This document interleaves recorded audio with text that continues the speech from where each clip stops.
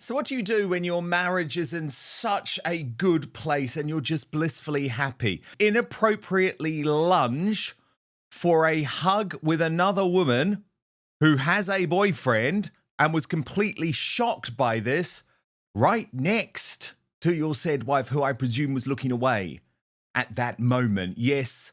We're not wearing our engagement ring. Interesting.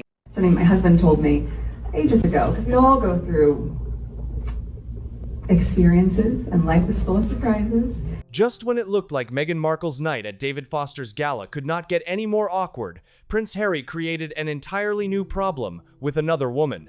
And this was not some random handshake buried in the background.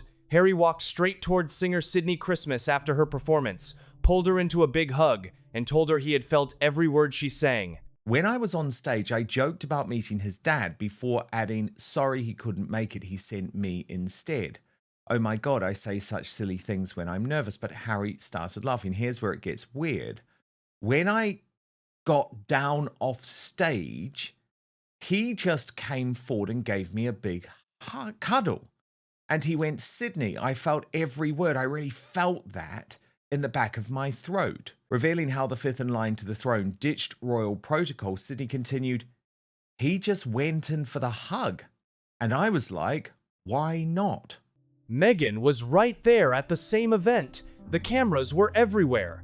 And now, only days after questions started exploding over Meghan's missing engagement ring, this is the moment everyone is staring at, because the first drama from that gala already looked bad enough. This is his last event. This is his last fundraising event. And he wanted to go out with a bang. Harry and Meghan were supposed to have moved and give them space so David Foster and his wife could take center stage and be pictured, filmed together alone. Did Meghan Markle do it? Let's find out. Of course they didn't. And you can see that David Foster is livid. Meghan was seen stopping, directing people on the red carpet, turning what should have been David Foster's event into another awkward piece of content, while Harry repeatedly looked like a man trying to work out where he was supposed to stand, smile, move, and look. Then this was the Instagram story she posted during the auction. Here's how I can help you. I'm $50,000 to bid now. That is $60,000 now. And $55,000 you currently bid. Everybody, come on, bid cards up now. I need $60,000. I think Harry's awkward smile really said it all. It's like he's looking very unhappy. Look at that. And then he realizes, oh gosh, she is recording me again. I better smile. But while people were watching Meghan manage the cameras, something much more interesting was happening around Harry. He was not hiding in the corner. He was not clinging to Meghan. He was suddenly extremely warm with another woman, and the timing could not have been worse. But no one was watching her during the moment that Harry lunged at Sydney Christmas. Now, this is the Britain's Got Talent winner who has spoken about what went down in a brand new interview with Ellie Henman of The Sun's Bizarre column. She writes, Prince Harry has given his royal seal of approval to 2024 Britain's Got Talent winner Sydney Christmas. Sydney Christmas had just performed in front of the room. She had joked about meeting King Charles before, saying Harry's father could not make it and had sent her instead. Harry laughed. Then she came off the stage and, by her own description of the moment, Harry came forward and gave her a big cuddle. He told her he had felt every word and really felt the performance in the back of his throat. And it came across as very odd. I feel you in the back of my throat. Maybe that's a British thing. I'm not quite sure what Harry is trying to get across there. But the whole perspective comes across as very odd, going in and lunging for a hug and a cuddle, as she describes it. Again, shows Harry kind of desperately trying to figure out, I think, what this post-royal life means. Before we continue, I want to mention something really quick. Organizing your family's important information is one of those things most of us know we should do, but we keep putting it off. That's exactly why there's the Family Vault. It gives you one place to organize your important documents, insurance, medical information, passwords, and more, so everything is easy to find when it's needed. You'll find the link in the description, or you can scan the QR code on your screen. That's all. Now let's get back to today's story. Sydney said he simply went in for the hug, and she thought, why not? No, a hug alone proves nothing. It does not suddenly prove a secret romance, an affair, or some dramatic betrayal. But that is not the point. The timing is the point, and the timing is brutal. Meghan has not been wearing her engagement ring in public for at least 5 days. Now, Yahoo is actually reporting she hasn't been wearing it in public for 4 months. But most news outlets only realized this about 5 days ago, which tells us a lot about the waning interest in Meghan Markle in the marketplace. Nobody is looking at this moment in isolation. It landed in the middle of a week when Meghan has already been photographed without the engagement ring that has always been one of the most recognizable symbols of their marriage. Then she appeared alone at the Cookie Queen screening. Last Wednesday, July 29, Meghan attends alone. Then she stood on stage telling a sweet Harry story. Then, days later, Harry is at a gala, enthusiastically hugging a younger female singer, while Meghan is somewhere nearby. You could not design a more perfect recipe for marriage rumors if you tried. And Meghan knows exactly how powerful images can be. I guess the problem is, Brittany, do you know what she can't be posting on the gram? The hubby lunging at Sydney Christmas. There was no Sydney Christmas reference whatsoever on Meghan Markle's Instagram, and that doesn't surprise me because it was highly inappropriate. I thought of Prince Harry. This is a woman who understands cameras, framing, red carpets, jewelry, outfits, social media clips, and the way one tiny visual can dominate a headline. At the gala, she literally stopped to make sure moments were recorded. Harry had walked ahead, and Meghan paused so a phone could come out and capture her reaction to the pipes and drums. I have to be honest, like, the imagery that Meghan chose to put out, I don't think she realizes that we just totally see through her act now, like this, with the sexy bagpipe troupe. I love bagpipes. Oh my God. This is great. So we're mine. Yeah. What about pipes and drums? Pipes and drums. It's pipes and drums. Just to be clear.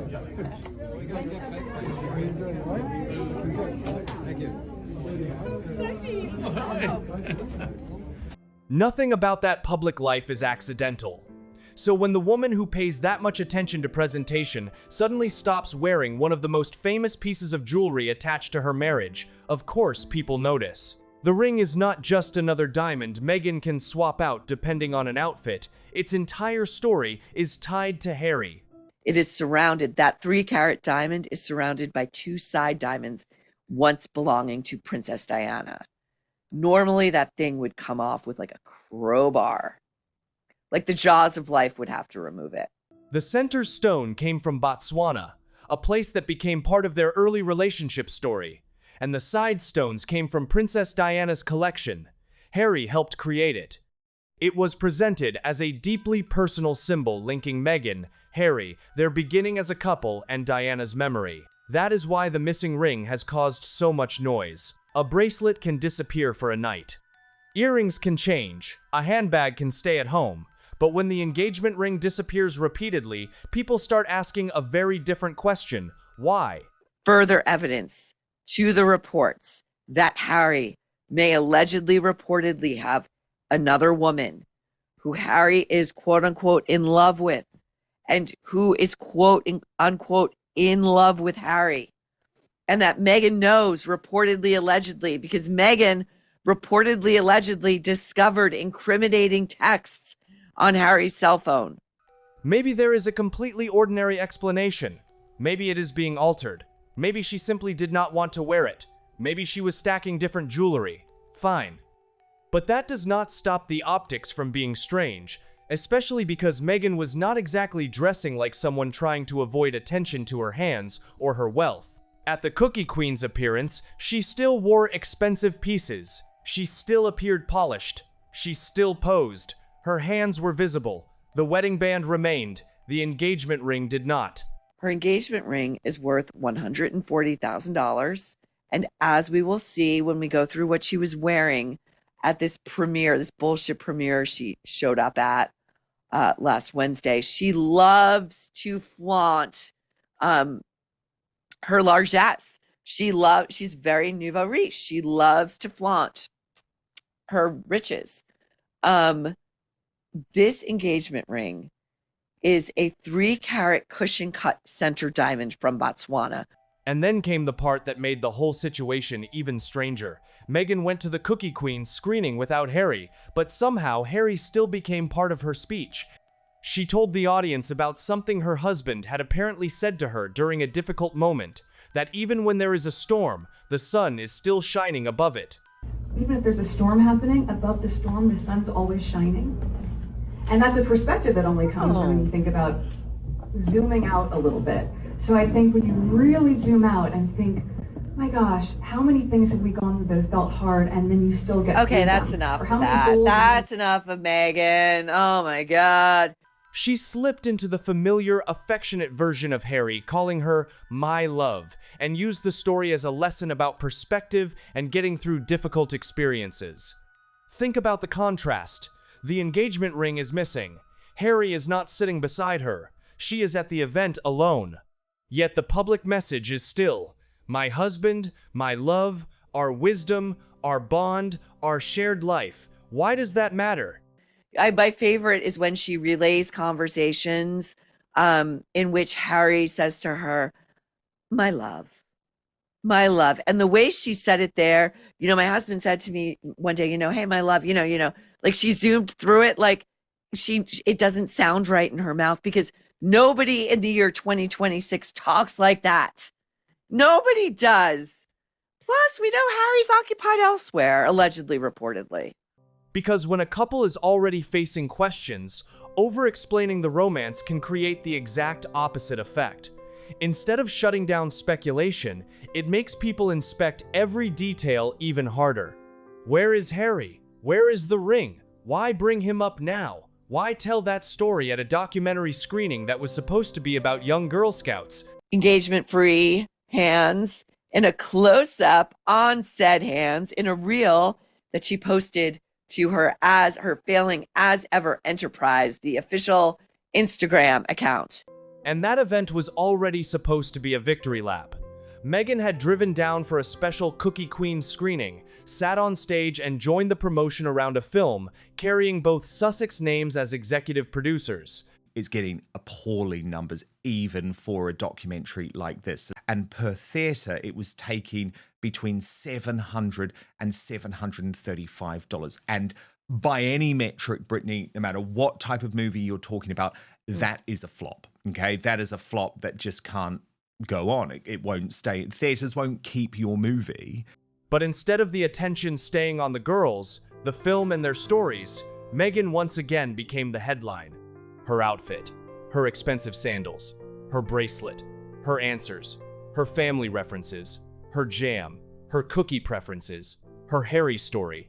Everything somehow bent back toward Meghan. Meghan Markle is actually a drag on the film in terms of that. When it comes to her being so attached to the promotion, they really thought this would help get the film in front of more eyes. But the reality is the Girl Scouts is sort of a dying brand. Then came the box office numbers, and those were not exactly the triumphant ending anyone would have wanted. The documentary opened in hundreds of theaters and brought in only a few $100,000 across the weekend, with a week per theater average and numbers dropping by Sunday. At one Thursday showing, there were only 3 people in the theater. I actually did get to see the movie on Thursday. They had Thursday previews for this. Oh my God, well. did you? Tell me everything. I certainly did. Yes. So I was in the theater with only 2 other people. So now, Meghan had a film struggling to fill seats, a solo appearance that triggered new questions, and a missing engagement ring pulling attention away from the project itself. That alone would have been a rough week. But then Meghan and Harry turned up together at David Foster's charity gala in Canada, and suddenly the message appeared to change. Here they were together. Date night styling, smiles, photos. Harry beside Meghan again. Before this moment even happened, Meghan had to stop walking, tell her assistant to pull out her phone and start recording. That's why Harry is so far ahead of her. Imagine living your life having to set up and record every moment just to feel validated, including your engagement. If anyone wanted a clean visual to shut down the marriage talk, this should have been it. Walk in together, look happy, support the charity, Take a few pictures, leave. Simple. Except nothing about the night stayed simple. Meghan immediately attracted attention for trying to manage the red carpet positioning around David Foster and Catherine McPhee. Meghan, look at this. She just can't help directing traffic on a red carpet, can she? When will she learn?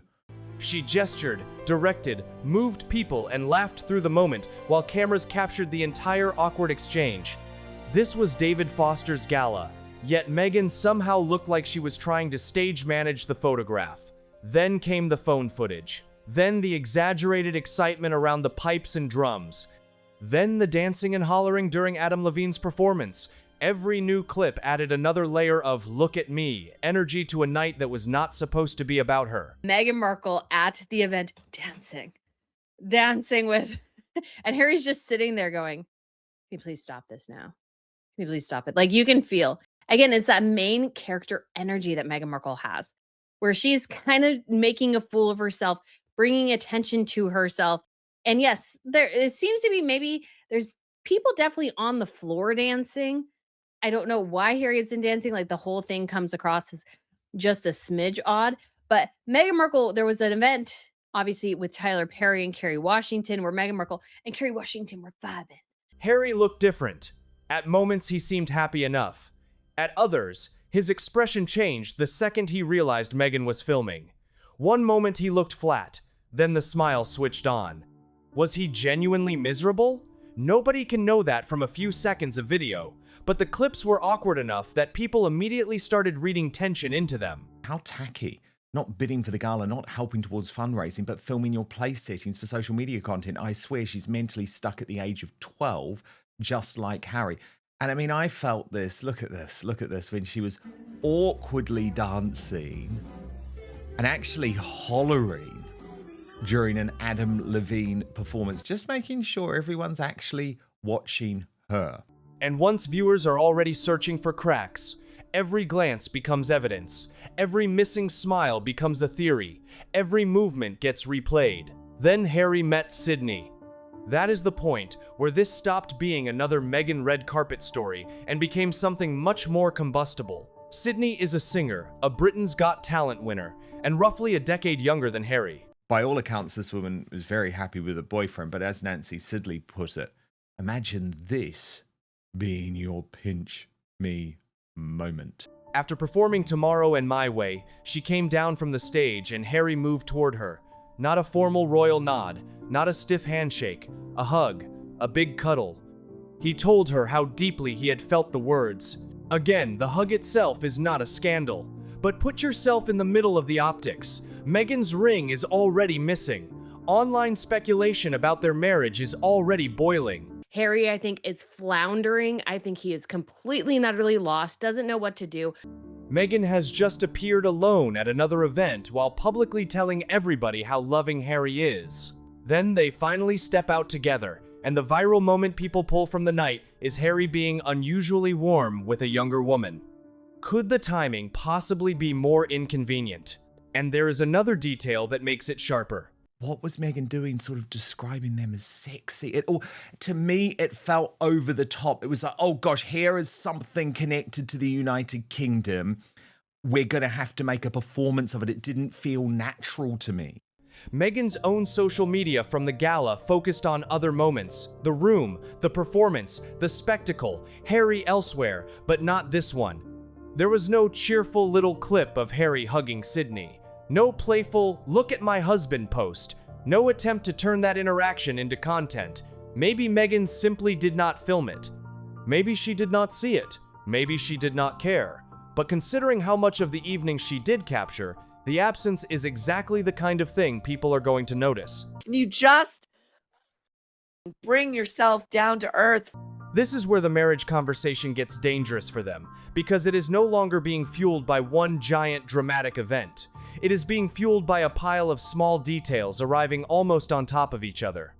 A missing engagement ring, a solo appearance, a sentimental public Harry story, Harry's increasing focus on Britain and his family, a visibly awkward gala, Meghan filming and directing, Harry suddenly embracing another woman. And there was lots of other cringe connected to this event, including the copying of William and Catherine's fashion, as the veil between us pointed out.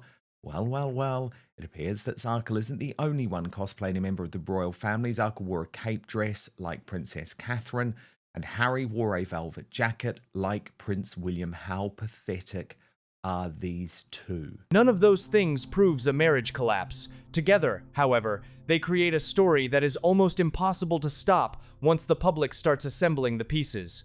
And Harry's position only makes the questions louder. For months, more and more of the conversation around him has been about Britain.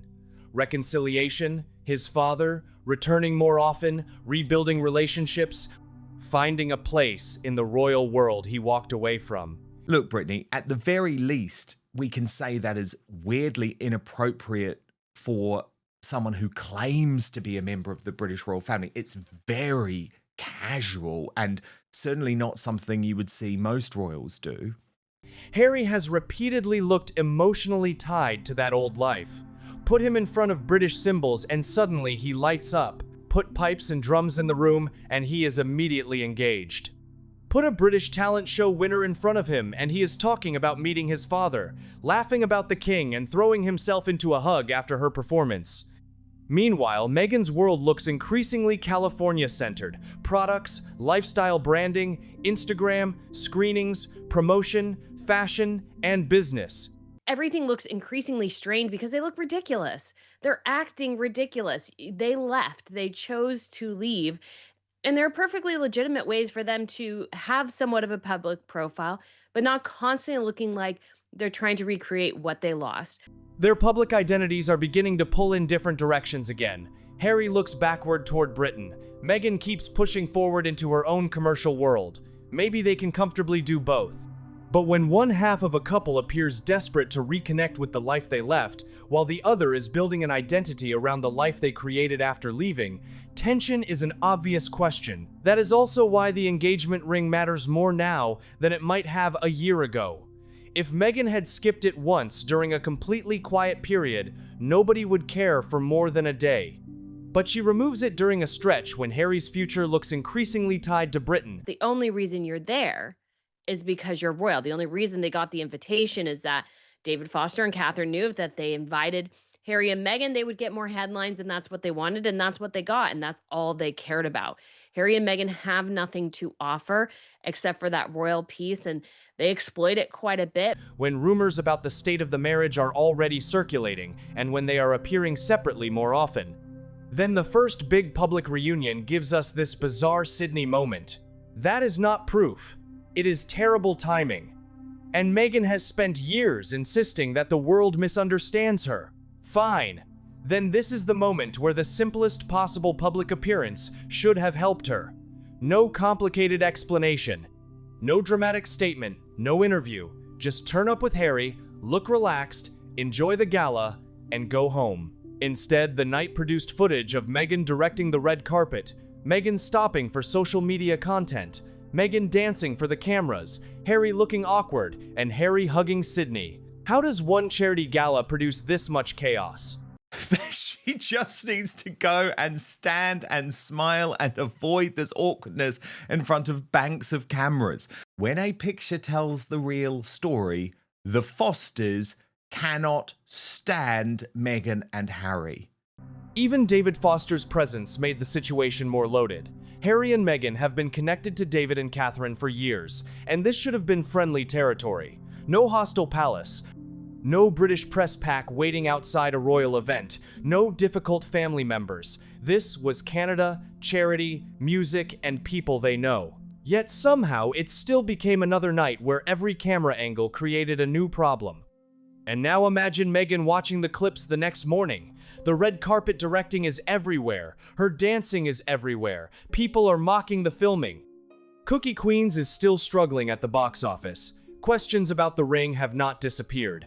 And now the headline moment from her husband's night is not Harry standing lovingly beside Meghan. It is Harry going in for a cuddle with Sydney Christmas. He told Sid, quote, he felt every word in the back of his throat. After she performed Tomorrow from Anne, Both tracks have poignant lyrics about overcoming difficulties and being beaten down, which is rather apt for Harry, who has endured setback after setback recently.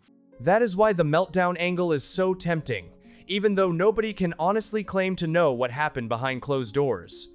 If Meghan was irritated, would anyone be shocked? She has spent years carefully controlling the image of this marriage. Harry is not simply her husband in public, he is part of the brand. Their relationship is the foundation beneath almost every major chapter of the Sussex story. The royal exit was presented as them choosing each other. California was them building a new life together. Their interviews were together. Their deals were together. Their production company was together. Even at Cookie Queens, with Harry absent, Meghan still pulled him into the story. And they go from 400 theaters to 200 theaters because nobody is watching this film. And Meghan Markle certainly did not help. I understand why Netflix passed. It just wasn't very good. I don't think the director is very good at telling stories, and Harry and Meghan definitely aren't. And this is just another example in a long line of examples of Meghan Markle's horrible ability as a creative and producer. Yeah, indeed. So the real question is not whether one hug means Harry has done something wrong. The real question is why their marriage suddenly needs so much interpreting. Happy couples do not need to prove themselves every second, but public couples also know when their optics are becoming a distraction. Right now, every Sussex appearance seems to create a new clue for people to argue about.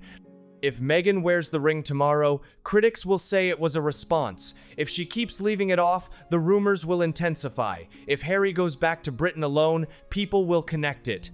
If Meghan joins him, people will call it damage control. They have reached the worst possible stage of celebrity speculation. Whatever they do next will be treated as evidence. And there are already wilder rumors circulating online about texts. Another woman and Harry supposedly having feelings elsewhere. I mean, it's so annoying to see that laugh because, like, I think you're right. I think she genuinely thinks we don't see through it at this point. But there is no more fake person in the world than Meghan Markle. She looks incredibly fake and contrived.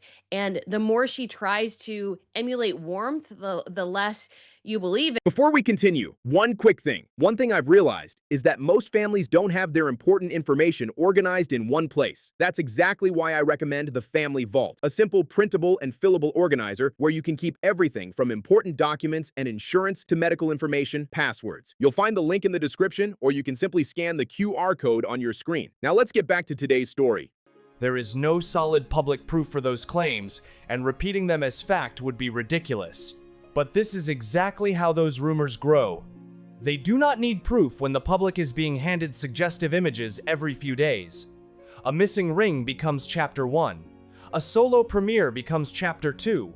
A younger singer's hug becomes chapter 3. Then, social media fills in the rest. That is the problem Harry and Meghan now face. They do not control the story simply by posting a smiling picture. They created years of intense public interest in their relationship, and now people are watching that relationship with the same intensity. Meghan can tell the world Harry calls her my love. Harry can smile beside her on a red carpet. They can arrive together. But once the public starts noticing the gaps between those polished moments, the glossy image becomes harder to sell. They're just there for kind of the shock value. They're not really there because anybody actually wants them there. And the performance with the bagpipers is just the worst example of that. And the final irony is brutal. Meghan went to Cookie Queens and told the audience that above every storm, the sun is still shining. It was supposed to sound hopeful, inspirational, a sweet little piece of marital wisdom from Harry. Days later, the storm around their marriage got louder. Maybe there is an innocent explanation for every single piece. The ring could return tomorrow. Harry's hug could have been nothing more than a friendly, enthusiastic response to a singer he enjoyed. Meghan could have laughed about it afterward. But when the innocent explanations have to stack this high, people start asking the obvious question: why have the optics become this messy all at once? Why is Meghan appearing without that engagement ring? Why did she arrive alone at Cookie Queens while talking so much about Harry? Why does Harry increasingly look emotionally pulled toward Britain? Why did their big public appearance together turn into another collection of awkward clips? And why, on the exact night that could have silenced the marriage rumors, did Harry end up creating the one image guaranteed to make them worse? The David Foster Gala was supposed to show Harry and Meghan united, glamorous, and moving forward. Instead, it may have done the opposite. Meghan's camera obsession became a joke. Harry looked uncomfortable in several moments. The couple's carefully managed image took another hit, and then Sydney Christmas walked off stage. Harry stepped forward. He hugged her, and suddenly Meghan's missing ring looked a lot more interesting than it did the day before.